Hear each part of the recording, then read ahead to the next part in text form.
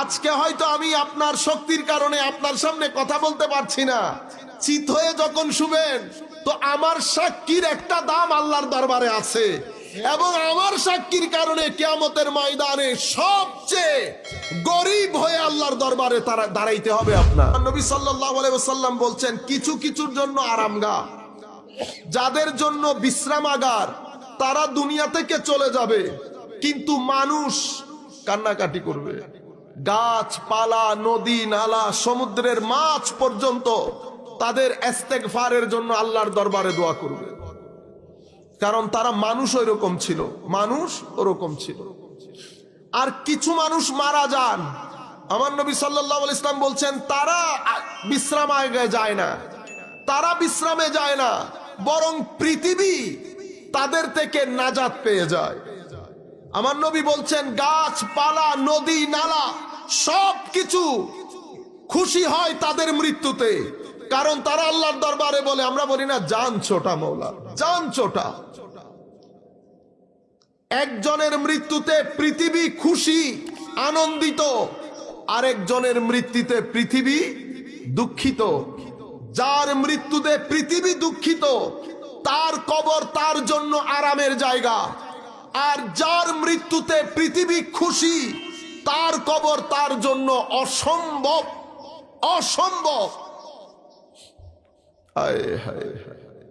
আপনারা চিন্তা করে দেখেন, যখন কবরের আশপাশ, ছোট্ট একটা কবর তো, সকাল সন্ধ্যা যদি আমার কাছে এই জাহান্নামের আগুন আমার চোখের সামনে দিয়ে দেওয়া হয়, ভালো লাগবে? আমার কারো ভালো লাগবে না। কেউ আছেন এখানে যে বলবে হুজুর আমার ভালো লাগবে? কারো ভালো লাগবে না। সেই কারণে দুনিয়ার জিন্দেগিতে একটু সাবধান। এটা কখন হয়? যখন আপনার দাফন কাফনের আগে জানাজা পড়ানো হবে। জানাজার মধ্যে আমার নবী বলছেন, ইজা আসনাইতুম আলাইহি খাইরা ওয়াজাবাত লাহুল জান্নাহ। যখন জানাজা পড়নে ওয়ালা লোক ওই ব্যক্তির ভালো হওয়ার পক্ষে সাক্ষী দেবে, ভালো ছিল মানুষ, খুব ভালো ছিল, ব্যবহার সুন্দর ছিল, মানুষকে সহযোগিতা করত, ভদ্র মানুষ ছিল, যখন মানুষ এই সাক্ষী দেবে, আল্লাহ তাদের এই সাক্ষী কবুল করে ওই ব্যক্তির উপর জান্নাত ওয়াজিব করে দেবে। ওয়া ইজা আসনাইতুম আলাইহি শাররা ওয়াজাবাত লাহুন নার। যখন মানুষ তার ব্যাপারে বলবে, আল্লাহ এক ফিতনাবাজকে তুমি জমিন থেকে তুলে নিয়েছো।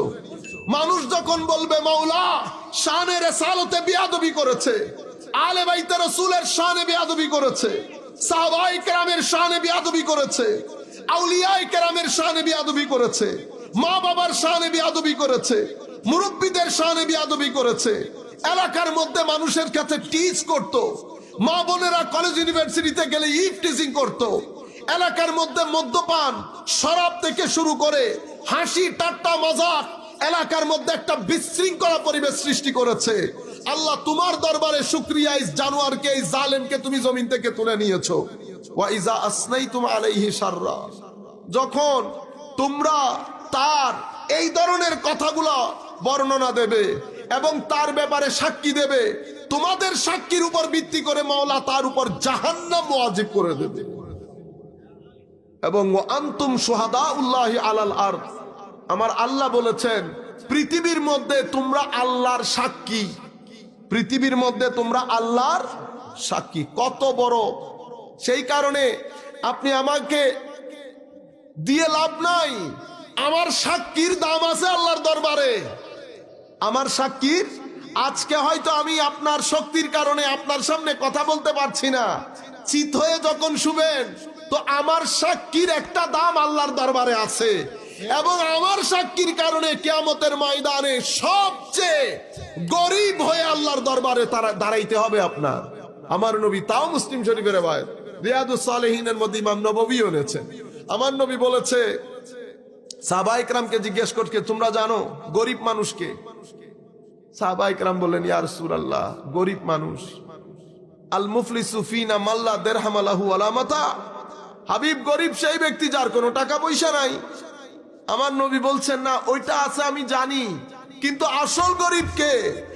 আসল গরিব হচ্ছে সেই ব্যক্তি, যেই ব্যক্তি আল্লাহর কোর্টে দাঁড়ানোর সময় কিয়ামতের ময়দানে তার আমলনামা ভর্তি থাকবে, কিন্তু সে মনে করবে সে ফ্রি অ্যাক্সেসে চলে যাবে। লম্বা লাইন মানুষের কমপ্লেইন করার জন্য দাঁড়িয়ে আছে। আমার মতো ব্যক্তিরা গোতা দিয়েছেন, থাপ্পড় দিয়েছেন, আন্ডার এস্টিমেট করার চেষ্টা করেছেন, হুজুর বলে একটু, বুঝতে পেরেছেন, পাওয়ার বড় ছিল, পজিশন বড় ছিল। সেই দিন আর কোনো কথা নাই। কেন? আল-ইয়াউমা নাখতিমু আলা আফওয়াহিহিম ওয়া তুকাল্লিমুনা আইদিহিম ওয়া তাশহাদু আরজুলুহুম বিমা কানু ইয়াকসিবুন। জবান বন্ধ থাকবে, হাত, পা, চোখ, মাথা, আপাদ মস্তক আমার কৃতকর্মের ব্যাপারে সাক্ষী দেবে। হায় হায়।